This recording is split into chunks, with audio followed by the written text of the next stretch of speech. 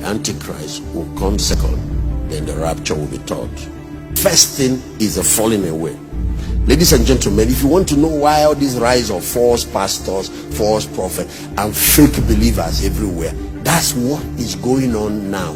Is the prelude to the rise of the beast. Because when the beast come, people have to agree with him, especially Christians. He is not going to gain global power without their support. There has to be pastors, there have to be popes and bishops that must give him the backing. Without that, it's not going to happen. Preserve the knowledge of Christ. This is the time. Get to know him for yourself. And if you have not gone through discipleship or not, this is the time.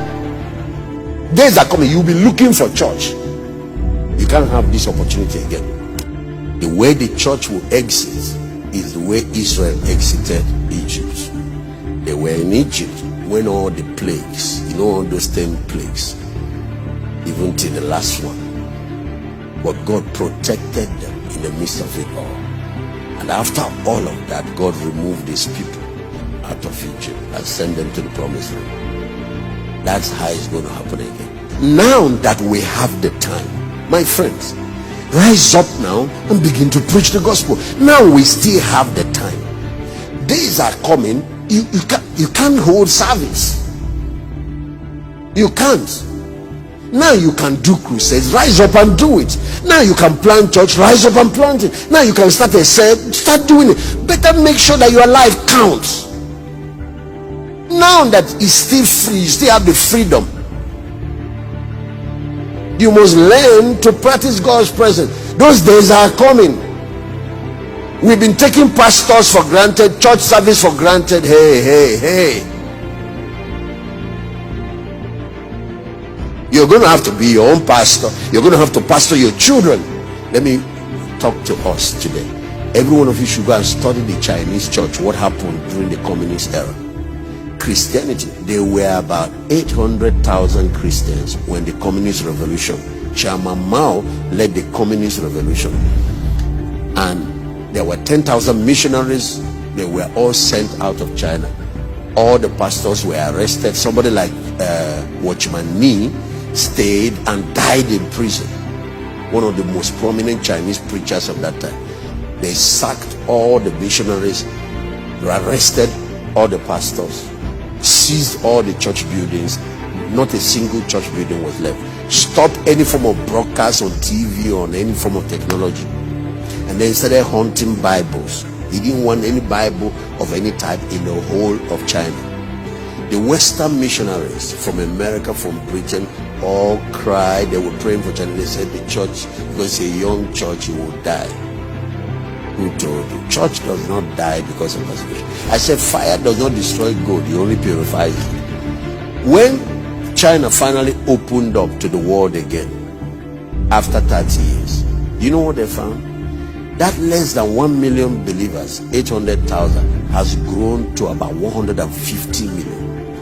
Now, go what I'm saying. The Christians, evangelical born-again Christians in China are more than all the people in the Communist Party. The Communist Party has about 90 million people. The church grew when it went underground. The church grew when they removed all the pastors. The church grew when they removed all the church buildings. The church grew when they stopped crusade. The church grew when they stopped preaching on TV. The church grew when they removed. Of course, what the missionaries now, the Western churches did, is to make sure they found a way to smuggle Bible, and they caught some of the smugglers. Now, watch.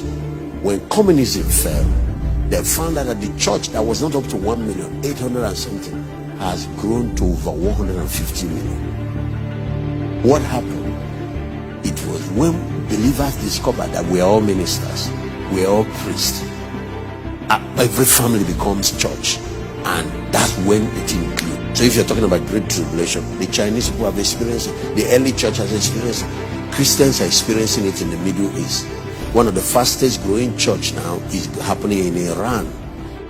One of the strategies for the end time church going forward is to return back to discipleship and to return back to small groups. And all of you that are listening to me, start your own cell. That is the way forward. These large congregations and worship services, this thing has shaken it up now. This lockdown, Something more serious is on the horizon. Make sure you are a functional priest, that you know God. Start reading your Bible. People don't study their Bible anymore. They only come on Sunday, open their mouth for pastors to feed them. Now, when the pastor is saying something wrong, you can't tell. What will happen is a test. I'm reading it, this Amplified Bible, to refine, to purify, and to make those among God's people white, even to the time of the end, because it's yet for an appointed time. So apart from the separation to remove false believers, is also to prepare us for the rapture. And that's why I tell, if you remain a lukewarm Christian, what will wake you up is coming. You better not wait for that. Now we have the time. Let's take advantage of it to reach the world for Christ, to reach our communities, to reach our cities, to make sure that our family members are in the ark before the flood starts, to make sure that we reach everybody. Now we have technology, the freedom to do everything. Let's utilize it. Now we have the chance. Let's live for God and live for Christ and be completely sold out to Him.